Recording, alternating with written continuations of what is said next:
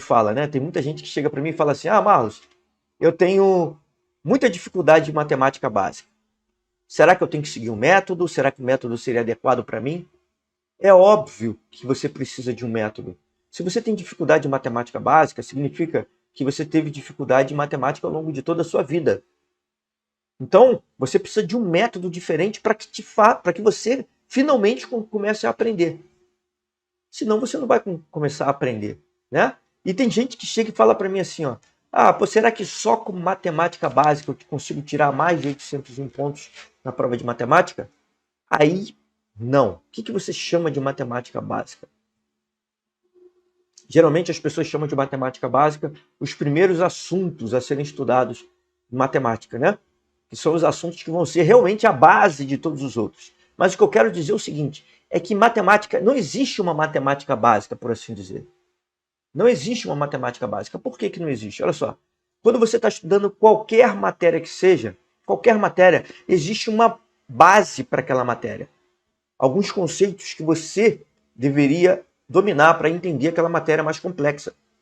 Então, em cada matéria, você precisa ter uma base. Ou seja, cada matéria tem uma matemática básica para ela. Já dei exemplos várias vezes aqui, por exemplo, de logaritmo, né? Desculpe, já dei várias vezes exemplos de logaritmo. Por quê? Para você entender, tem muita gente que vai tentar entender logaritmo lá e não consegue entender de jeito nenhum, tem muita dificuldade. A maioria dos alunos, inclusive, tem pavor de logaritmo. E isso acontece por quê? Porque não tem a base, que é função exponencial. Então a base de logaritmo é função exponencial. Mas só que tem gente que tem pavor de função exponencial, não consegue também entender. Por quê? Porque a base de função exponencial é potenciação. Como é que você vai querer entender função exponencial se você não entende potenciação? Então, na matemática, a matemática é a matéria objetiva, ou a matéria do Enem, em que os conteúdos estão mais interligados. Existe uma interdependência muito grande entre os conteúdos da matemática. Então, se você está estudando aqui, ó, números, operações entre números, soma, subtração, multiplicação e divisão, isso aqui você vai utilizar praticamente em todos os outros conceitos, em todos os outros, em todos os outros conteúdos de matemática. Se você está estudando matemática, se você está estudando logaritmo, saiba que isso vai influenciar em matemática financeira. Se você está estudando frações, você sabe que isso vai influenciar em matemática financeira, em porcentagem, em razão e proporção, em regra de 3. Então existe uma interferência muito grande, interdependência muito grande entre os conteúdos. E você ainda pode se valer disso.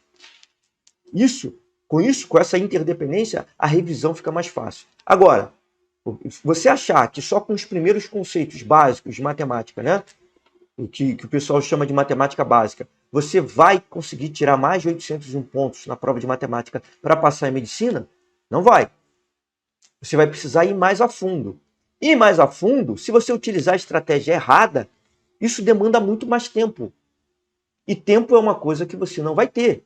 Porque você vai ter que ter tempo para estudar as outras matérias, vai ter que ter tempo para descansar, ninguém é de ferro, vai ter tempo para fazer inúmeras outras coisas do seu dia a dia. Então você não pode desperdiçar tempo, que aliás é o bem mais precioso que a gente tem. Tá? Então olha só o que acontece. Ó. Como eu já te falei, eu já tive alunos que tiveram essa dificuldade e achavam que não precisavam se dedicar tanto à matemática, ou se dedicavam à matemática de uma maneira totalmente errada, e quando chegou próximo à prova do Enem, eles tiveram muito mais dificuldade.